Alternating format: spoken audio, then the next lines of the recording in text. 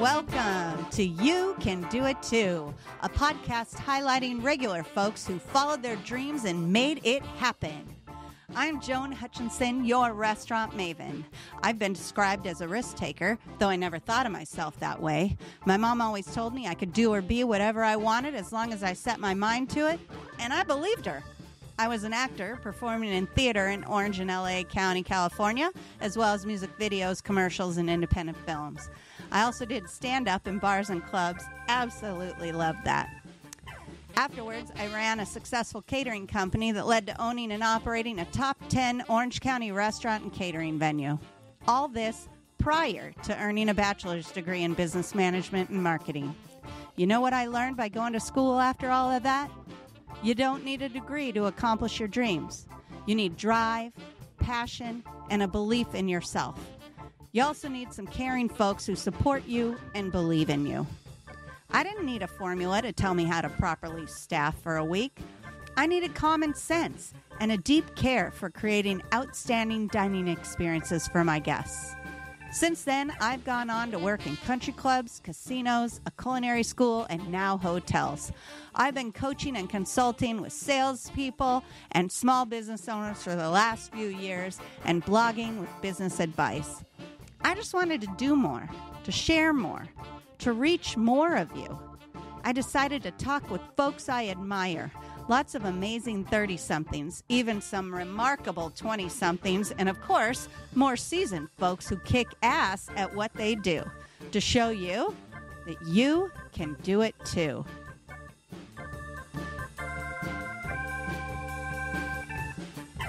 Well, today we're talking with Caleb Suda, owner, operator of Iron Duck Restaurant in Howard, Wisconsin, founder of the FRESHKind Kitchen in Green Bay. He was born and raised in Green Bay, Wisconsin. Growing up, his dad was a cook at Boxcar Willie's. He later passed away in 2011 before Caleb ever started working. His first official job at 16 was washing dishes in a Greek bakery, cafe, and restaurant. From the ages of 16 to 18, he worked at several other restaurants, often at the same time. But he thought music was going to be his thing. So upon high school graduation, Caleb was accepted into the Conservatory of Recording Arts and Sciences in Phoenix, Arizona, a school for music production and sound engineering, which had a 2-year wait list before starting. So while waiting, he went to junior college for a year, then took a gap year working as a corporate recruiter.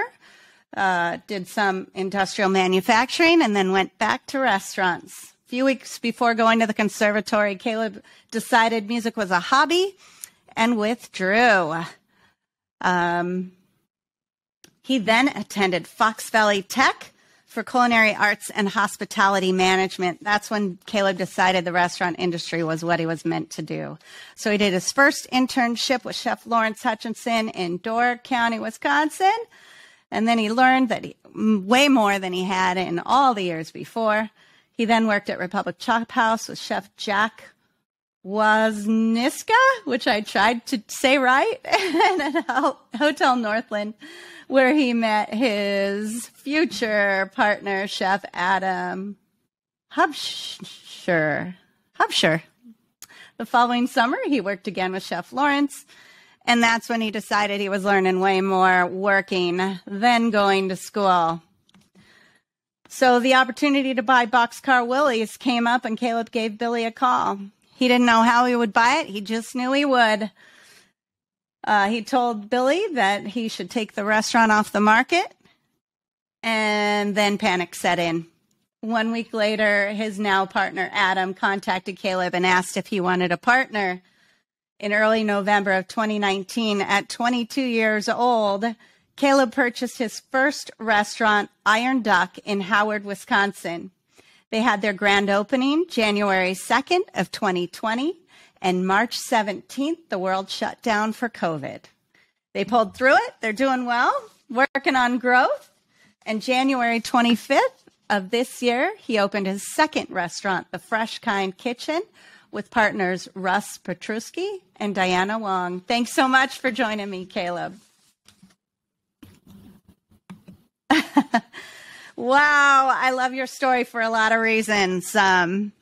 First of all, because I met you when you were 17, when you were a food runner at Brett Farms, and you told me on my very first day that you wanted to own your own restaurant, and now you do. So I am so proud of you for that.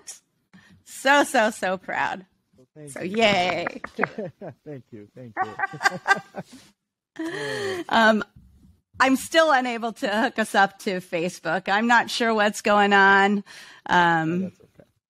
Yeah, I apologize, but this will be recorded and we will be posting it to Spotify and Anchor, where people will be able to see it. Anyone who's logged in to be an audience member, please feel free to join us in the chat. You can let us know you're here, and feel free to type any questions for Caleb. So, Caleb, what was the reaction of those around you and your family members when you told them that you wanted to buy Boxcar Billy's? I always want to call it Boxcar Willie's. I don't know. Yeah. Well, let me tell you, it was definitely a little bit of shock, a lot of, amazement, but also a lot of worry.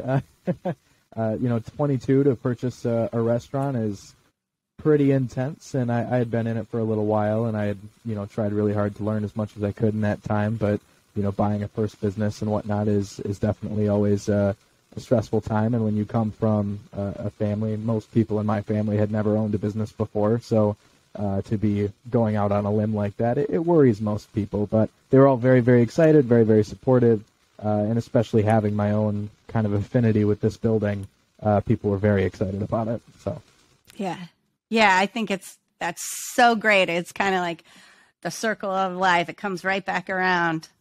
Absolutely. Very cool. Yeah, definitely full circle, and I've had that feeling a couple of times in here. I know my dad was always a real handy guy. He actually did the previous audio setup in here, maybe 15 years ago, and just last year I ended up taking it down and redoing it, so it was kind of interesting to go through and take down all of his old work and put up my own work right over the top. Wow, that's cool. I hope it made you feel like he was right there with you, Absolutely. It was very, very cool, and it's nice to have that kind of level of connection here, just adding to everything else that we have going on. Right. So you opened Iron Duck right before the pandemic. Of course, there was no way we knew what was going to happen. Yeah, if I had any inclination at all, I might have waited just a couple months before signing those papers. Yeah, but you signed in November, right? So there was really no way of knowing then. Yeah, no way of knowing. It was, I want to say mid-November when we had finally signed those papers, and I had been thinking about it and doing, studies and research for the last couple of months prior to that. We were just so excited. We go in and we sign our papers, and we all go out for a couple drinks afterwards, and we're like, we're going to do it. This is going to be amazing. We get in here, and we do probably one of the fastest flips that any restaurant's done that wasn't turnkey, in the sense that we did a total menu redesign. We did keep a lot of the same staff, but we brought on a ton of new staff. We did a full remodel right down to certain base electrical, flooring, tables, everything. And we did it all in 1 month. So just one of the fastest. How did you find the people to do that? We can't get people to do the work here. Yeah, it was a lot of calling in favors to a lot of friends. We were very fortunate. We had friends who were kind of available. It was right around Thanksgiving, Christmas time, so friends and family are very generous around that time to be able to help us out. And then a lot of it just doing it ourselves and just making it happen. We knew that we were able to find the funding to buy the restaurant, but it's not like we had deep pockets. We needed to open as soon as we possibly could, and 1 month was the time frame that we gave ourselves for that, and we needed to stick to it, so we did. Wow, that's amazing. That's amazing. And then the pandemic hits. You really got creative. You really used your brain. I love that you thought up that burrito truck. Yeah. And it's still going, right? It's still going, yeah. And I can't take any credit for that. That was my business partner's idea. He brought it up, Adam, and he said, hey, no one's really doing these breakfast burritos. And he worked out in Denver previously, and Roach coaches, and, burrito trucks were really, really big out there, and everyone did breakfast burritos. And I said, all right, well, let's give it a shot. And at the time, we thought it'd maybe be, a couple weeks we'd do these breakfast burritos, and it'll help us get through this slow time and just a convenient way for people to grab breakfast. And I remember the first morning that we did that, he had cooked up like 35 burritos. We put them in a cooler, and we're just standing on the roadside with the cooler full of hot burritos and a table with no sign. And we had just posted out on social media saying, hey, we've got breakfast burritos. Come and get them, help us out, get some great breakfast. And we sold out in like 30 minutes. And since then, it's just grown to be something so much bigger. We have a fully built out breakfast burrito trailer. We're open 4 days a week. And that's been consistent since we've started that. So fantastic. Love that. Absolutely love that. So you said that your partner came up with that, mm-hmm. and that definitely helped you get through the pandemic. Mm-hmm. I mean, you had to lay off how were you closed? You were closed for a while, right? Yeah. So for the actual pandemic, which that whole situation was absolutely crazy. We opened the restaurant. We're open for 2.5 months, and my partner and I have both opened a couple of different restaurants or been a part of opening teams, and this was the best restaurant opening either of us had ever seen in terms of general business, flow of people, just how smooth everything went. Things were going very, very well. There weren't major issues or major hiccups, and it was going great. And then all of a sudden to get shut down was just, a blow that we couldn't have anticipated. No one could have. So we were able to keep our management on full-time the whole time. We were able to keep the vast majority of our staff employed in at least a part-time regard for a while. And so we didn't really have to let anyone go. Luckily, Nice. Most people were able to already had another job that was less affected from COVID, or, otherwise found something else to do in the meantime while we were working on getting things together. But that was where we started doing other things so that we could keep as many people as we have employed and going. We had to close the restaurant to dine-in service for about 2 months, which sounds a lot shorter than it felt. 2 months in a restaurant of that's no a long dine-in time. service, and we had really built up Iron Duck, and one of the reasons we chose this location was on the fact that we're only 15 minutes away from everywhere. We're kind of in the center of the overwhelming populace in this area, but we're not in a downtown location where there's a lot of through traffic. So we're very close by to everybody, but we're not in a highly traveled area. So that's great for going out to eat. No, you're not very far. But in terms of takeout, you're not in a very high traffic area. So that was difficult to be closed, and we drove ourselves nuts during those days of takeout only. But we made it through, and honestly, the hardest part of being shut down was not the shutdown. It was right after you opened, because that's when you have decisions to make.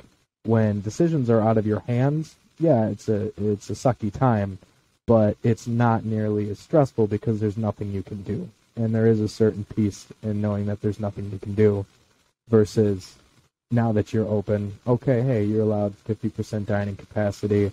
Okay, what do you do to differentiate yourself from other businesses in the area? And now you're not competing with another business trying to get their customers to come to you. You're competing with people's safety and how safe they feel in the world, trying to get them to come out to eat. So that was a difficult thing to go through as well. But again, made it through. We kept coming up with new ideas and solutions for all of these issues, and it got better and better over time. Yeah, that's an interesting way of looking at it. You're competing with the way people feel Absolutely. I mean, it's the mindset.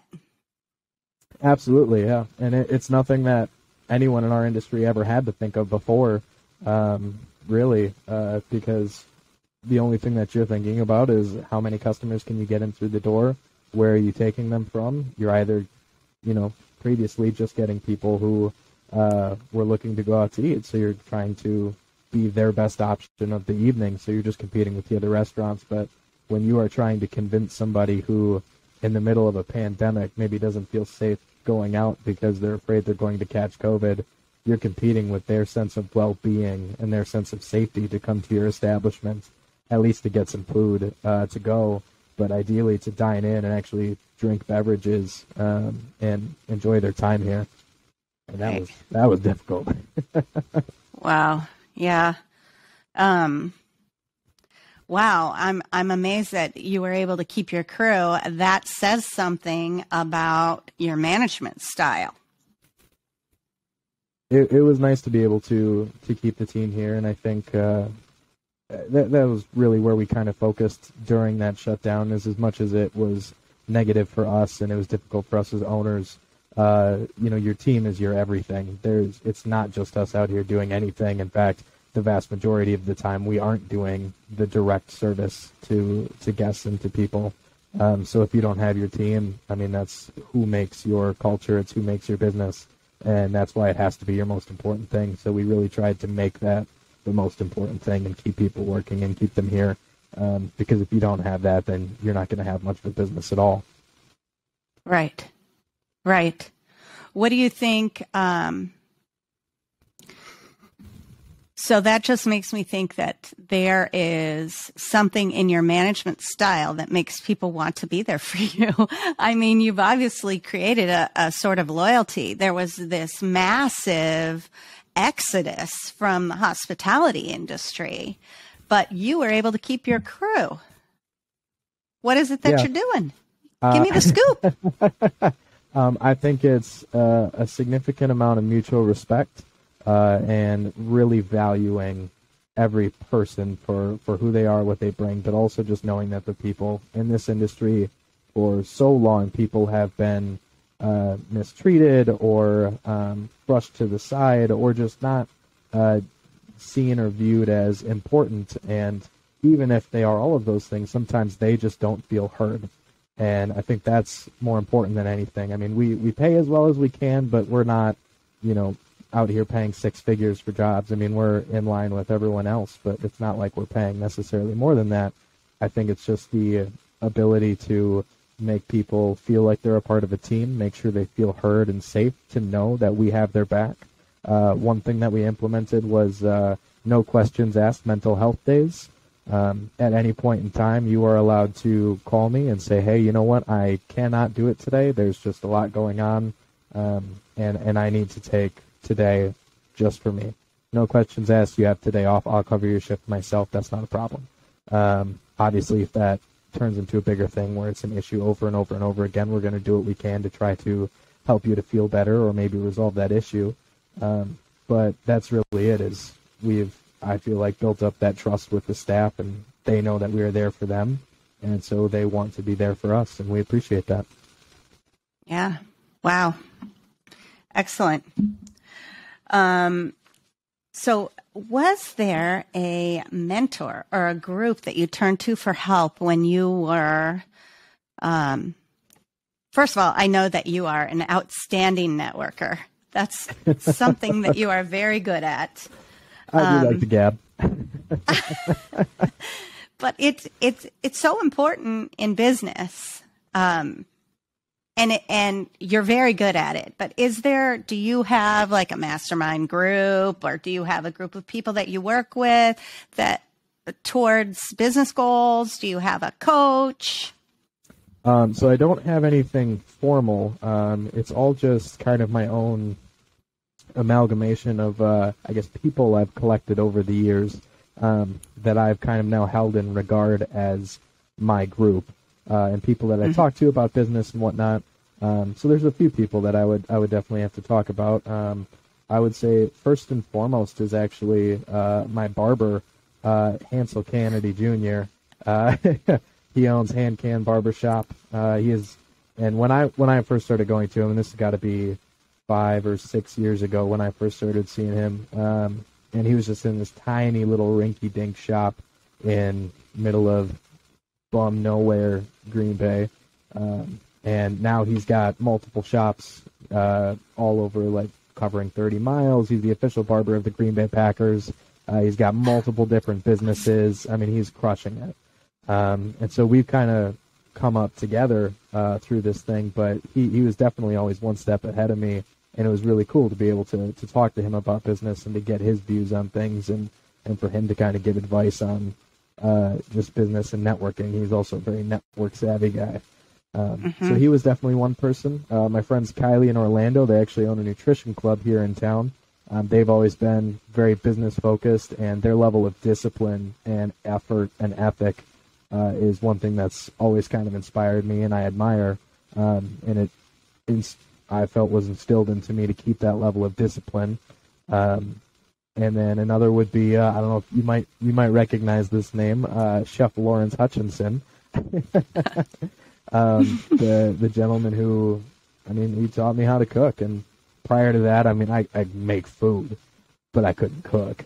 And so to hear him and yourself just about your experiences in the industry, that you've been in this industry for so long, worked with so many great people, to be able to draw from that well of knowledge for my own sake, was absolutely humbling and amazing to have that opportunity. So it's a lot easier to open businesses and to do new things in your life when you are able to draw on knowledge from a wealth of people who all have significant experience in the matter. Then it's not about your own experience, it's about the experiences of all the people that you're working with to help you get there, and things get a lot easier.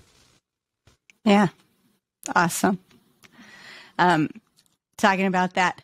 So in the intro to the podcast, I say you need to have passion and drive. You don't necessarily need to have a degree. Something about you that I've known, and also a little bit of the intro for you, was I know you've gone to school, several different schools, and not finished, but you have this passion, you have this drive. You knew what you wanted when you were 17 years old, Yeah, absolutely.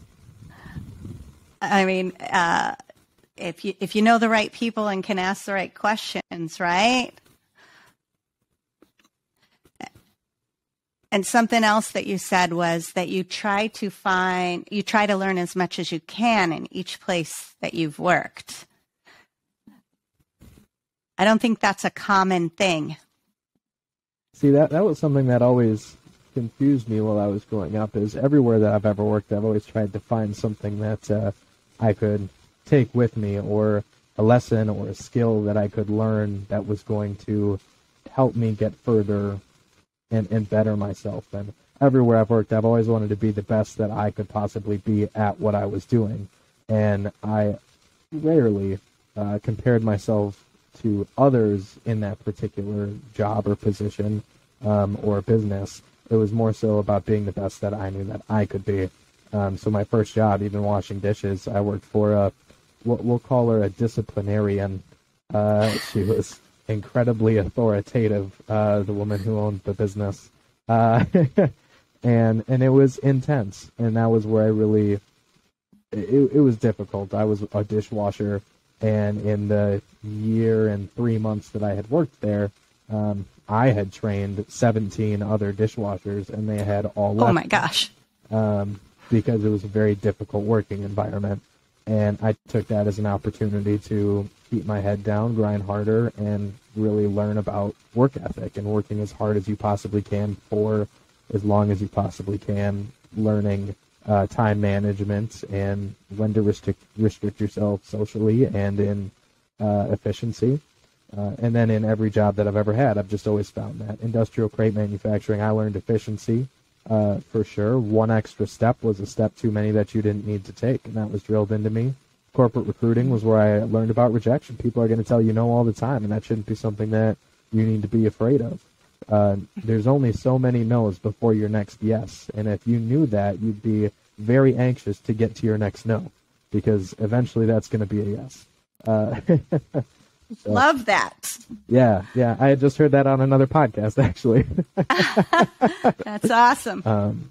Yeah, and so that was just something that I always kind of took with me, and I've just always had a passion and drive for whatever I'm doing, because I just like to do anything, and I like to work, and I've always been a fan of that. So, yeah, back to what you had said about schooling. I have gone to school multiple times. I've got, I think, almost 250 credits done, and I have 0 degrees. I think I'm one English class away from having 2 or 3 different degrees. And it was never my drive for going to school, though. I never went for the purpose of getting a degree. I only went for my own education to continue to better myself, because a degree is a piece of paper that sits on a wall. And don't get me wrong, I'm not saying don't go to school. There are plenty of reasons to go to school, and if you feel it's a good fit for you, by all means. But for me, it wasn't what I needed, that piece of paper. What I needed was what they had there, which was the knowledge. Or what I thought what they had there.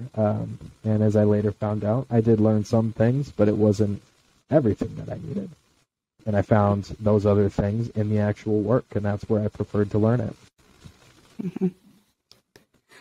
Well, I think that one of the good things that school did for you was introduced you to some good people to know, right? I mean, you got to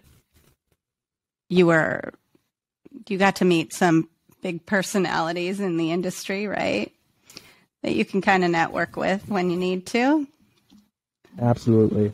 School has always been a great place to meet people, and it always will be a great place to meet people. Even if you aren't a student and you're looking to get somewhere in your industry, go to your local school, any tech school or university that you've got nearby. Walk into the department that is affiliated with what you're looking to do and just ask to talk to a professor. Someone will talk to you, and that professor definitely knows people who are going to be able to help you. So schools can be phenomenal resources. And like you said, I'm a big networking guy. I believe in building your Rolodex of people and meeting as many people as you can who can teach you things and help you to learn more and get to the next step in what you're trying to do. And for me, school was definitely a networking thing more than anything. But I did also learn a lot of really useful base skills as well in certain classes, I guess. Sure. I'm definitely not knocking school. My mother was a teacher, and my mother went to school all of my growing up years. I mean, she had her degree, but she just kept going to school. And then I really did the same thing. I didn't get my degree until I was 40, but I went to school. I was at the community college taking classes, taking entrepreneur classes, taking hotel management classes, trying to learn as much as I could. I was the same. I wasn't ever degree focused until the economy tanked in 2008. And then I had a hard time getting an interview because I didn't have a degree. So that's really what prompted me to get one. I had been going to school, taking a class here. I think I took classes almost every semester, even after I had my kids. Had kids, ran a restaurant, was still going to school. So yeah, it's there's a lot to learn out there, and I'm definitely not knocking going to school and getting a degree because in this day and age, there's some, like Michelle, my last guest, said that the company she was working for didn't hire salespeople that didn't have a degree, but they got to know her. That's why she got that position, because they got to know her. It took several years. Right. She couldn't just walk in and be a salesperson. Yeah, there are definitely a lot of reasons to go to school and a lot of reasons to get a degree. I think it is now a much more imperative decision to make, and you should be, I think that decision should be much more disciplined and really given some more serious thought nowadays, just with the cost of education and compared to where base salaries are at, especially coming out of that college. If you are going to go to school for 4 years and end up with that degree and you're shooting for something in specific, what is that salary in comparison to what you're actually paying for that education? I think that's a fiscal discussion that needs to be had with oneself about that to make sure that it's a good idea instead of just going to go. But a degree can be a phenomenal tool, but there are other tools that can also get you there. So for That's right. Michelle, to be able to network and get her foot in the door that way, absolutely great. A degree would also have gotten her there. Knowing somebody might have gotten her in there. So there's always multiple avenues to the same task. And I'm also not knocking school, just wasn't for me. And I know that drives my mom nuts because she's an English teacher, and it's that one English class that's holding me back. Oh my God. Yeah. I've also taken this English class 4 different times. And the first time... Shame on you. Oh, the first time I dropped on my own accord because I was taking, I think it was 25 credits that semester and working 2 full-time jobs, and that was a little too much. So I ended up dropping the English class, and I took it again the second semester. It was, again, taking off, it just bit off more than I could chew, and the instructor, we didn't get along very well. So I dropped it again, and then I ended up passing 2 English classes at FPTC, actually, passing them just fine. But they don't transfer to the UW system. So I took them, I passed them, and didn't do me a lick of good. Oh, well. Yeah. Oh, you well. own 2 restaurants. Yeah, now I own you're 2 doing restaurants, this. yeah. That's right. My wall's looking So a little bare. I don't have a degree on it, but beyond that, that's all right. But you got booze on your shelf, and I got booze we're good on to it. go there. Even better. So the Fresh Kind, when you started, talked to me a little bit about your idea for the Fresh Kind Kitchen being the start of a franchise. Are you still working that idea? We are still working that idea. Myself and my other partners, Russ and Diana, we've had several meetings about this recently. We are currently early stages looking for a second location to start this chain/franchise concept with the Fresh Kind Kitchen. It has been a little bit slow going, or I guess not slow going. We haven't even been open 9 months yet with the first location. Slow to me. I've always got an accelerated timeline. But with vendor difficulties and costing issues, and then also just the labor market in today's world right now, trying to open a concept that is new and fresh, and to keep it staffed 100% has proven to be not impossible, and we are staffed, but difficult to keep a good handle on that and to grow at the same time. So we're working on kind of navigating through that right now. Yes, it's an interesting world right now, especially in hospitality. It seems like I said, there was such a massive exodus from this industry, but we're not alone. I mean, everywhere is hiring. It's not just restaurants and hospitality. It's manufacturers as well. Yeah, I think the labor market right now, people are I think people are just tired of working too long for either too little pay or for a company that doesn't appreciate them or for just something that they don't want to do.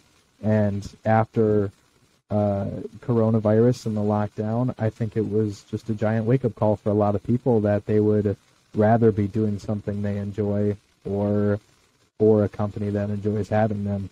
And so it's imperative now more than ever to be that company that is enjoyable to work for and that people feel appreciated and heard and valued, and also fits in well with their work-life balance. And that's one thing that's very important to us here at Iron Duck as well as over at FreshKind. No one works 6 days a week if they don't want to. You only have to work through 5. You don't even have to work that. You can work less than that if you want to, but it's important that everyone always gets 2 days off a week at least, which it should just be a standard, and maybe in other industries that's kind of a given, but in the restaurant industry and hospitality, that has never been a guaranteed thing, really, almost ever. I remember working 6-7 days a week all the time, the entire time that I was working. So to be able to provide that for our industry is, I think, a good first step. Yep. I agree. I think that I don't want to harp on it too much, but yeah, for a long time, I think that the industry felt like they could push the workers a little farther than they needed to, and weren't showing the care and respect for the employees that they should have. Respect works both ways, and everyone needs to start with a certain level of respect. Yes, okay, you need to earn my respect, but basic human respect. We need to treat our dishwashers like they are people. Don't pile the dishes up so that when they walk in, they have a mountain that they have to go through before they can even see the dish pit. We've got to show that we care. And that's one of the ways we do it, is let's show some respect for these people. If Sunday is your family day, then you shouldn't work on Sundays. If I need you and you offer, I will probably take you up on it. Right. But I don't want you to give up your family time. It's important that you have that. That makes you a happy person. That makes you a better person to work with because you're happier. You feel more secure. I don't want to work with a bunch of grumpy people. So, that basic respect is so important. Yeah. Hopefully we're going to get there now.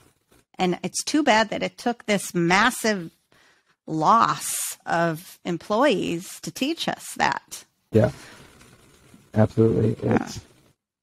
I really hope that we can get there as an industry sooner rather than later, but it does feel like there's a little bit of a revolution that has happened and is happening just based off this massive exodus and people realizing that, we don't need to be treated this way, but 2, you can run a phenomenal restaurant, a phenomenal business without treating people without respect or without working them to the absolute bone. In fact, you might run a better one. And that's one thing. I would never want someone who's, in here on their 75th hour of the week managing this restaurant. I don't want you here after 75 hours. You're not thinking the best that you could possibly be thinking. You're not fresh. You're not ready. Yes, I work a lot, but that's my own personal choice. It's because I want to. It's because I have the passion and drive, and it's my skin that's in the game. So I want to be here all the time, but I would never expect anyone else to want to be here that much. And honestly, I don't want them here that much because I know how I am at the end of some of these weeks, and it's a bit much.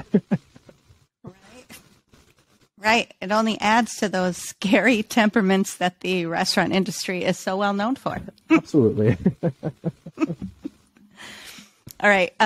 Before we wrap it up, Caleb, can you tell me what you think the biggest thing, or do you have we know the pandemic was a big hurdle, but was there any other hurdle that stood out that maybe you wish you knew before you started? Something that you learned that maybe you wish you had known beforehand? Oh, man. You know what? That list is going to be long enough to write multiple books. But I think the most important thing, before I really answer the question, is something that I want to say. So I was talking to a manufacturing professional a while back, and he had owned multiple manufacturing companies, and he had brought multiple products to market. And the thing that he told me is, if you're trying to bring a perfect product to market, you'll never go to market. Nothing is ever going to be perfect. It's less important how you do something, that you do something.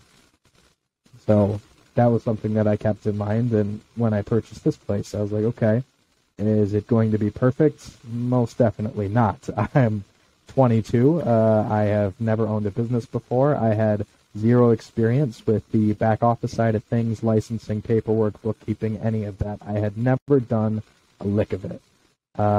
And that was my half of the deal, as I told Adam that I'd do all that stuff. And I had never done it. And so that was definitely Love one that thing about you. oh yeah. But I knew that I could figure it out, and that I had, again, a wealth of people that I could draw on for knowledge. And if I had questions, and there are resources out there, and all of these things can be figured out and learned. And one of the best ways to learn it is by getting thrown in. So that's the way that I wanted to learn it, is sink or swim. Let's do it. We're going to learn it now because we have to. So the thing that I kept in mind all the time is nothing is ever going to be perfect. You will never know it all. And ideally, you'll always be learning and improving the entire time that you do anything. The one thing that I do wish I would have known would definitely be, one, just the little bit of basics of bookkeeping and the legal things that come along with the business. If I had maybe just taken a course or two at a local community college, or even just online with some free YouTube videos, to kind of take the time to say, okay, how should I organize my books? How should I go about the legal side of this? And it's not like I didn't figure it out, but it would have been nice to know ahead of time. Would have saved a lot of stress and headaches early on. And the other thing I think that I would have just loved to know ahead of time is how difficult it is to manage people. I've managed people before, but never at this level. And people are difficult to manage. And it's a fun challenge, I find. I enjoy it. It's not something I don't like. But it is something that I wish I had known ahead of time, because I would have been ready to set aside more of my time in those opening weeks to manage the people. Mm-hmm. Yeah. And when I say manage people, I also mean development. I don't just mean making sure that they show up on time and do their job, but I mean actually providing something of value to them so that they're constantly learning as well. Sure, but making sure that they show up and do their job is also really important. That's a pretty important part. Yeah, I would go so far as to say the most important part, because I mean, at the end of the day, this is a transactional thing, and I pay you money to be here, and then you are here and you do the job that I pay you for, and at a base level, that's what a job is. So that is the most basic part of the contract. If that part is not fulfilled, then we can't go on to the rest of it. So getting people to show up and do the job is definitely the first part. And if they can do that, then all of the rest of it comes along. The development, the relationships, everything else. That's where that can come in. Oh, awesome. Well, thanks so much for joining me today, Caleb. I really appreciate it. I was just super excited, and when you said you're not gonna be perfect when you first start, you just have to do it. That's part of why I told you I wanted to do a podcast, because I knew that if I told you I was gonna do it, then I really needed to do it. So, thanks for being that for me. Absolutely, thank you. Yeah, thank you so much for having me on. It's been an absolute pleasure. Awesome. So thanks to Chris Hutchinson, who's doing our producing for this episode. Be sure to join us on Sunday, August 28th at 6 p.m. Central, when I talk with Brianna Schrader. Brianna is a wedding and portrait photographer in Orange County, California. She received her Bachelor of Fine Arts in Creative Photography from Cal State Fullerton in 2010 and captured her first wedding in 2009. She got her feet wet working with other people, opened her own place with a partner that didn't work out. So she had to start over from scratch. In 2015, she launched Shy Heart Studios and began building a team. She is now running strong. Her team captured 96 weddings and 45 family portrait sessions in 2021, the year after COVID, making that her most profitable year to date. So tune in on Sunday, August 28th for that. Why am I doing this podcast? Because it's important to me that I share that ordinary people can do extraordinary things. Because it's important to me that you know that if you have the desire, if you have the passion, you need to believe that you can do it too. So listen in for tips, tricks, or just plain inspiration. And if you're looking for help with your restaurant or hospitality business, visit www.yourrestaurantmaven.com, read my blog, find these recordings, and reach out for coaching and consulting. Thanks again, Caleb, and see y'all next time.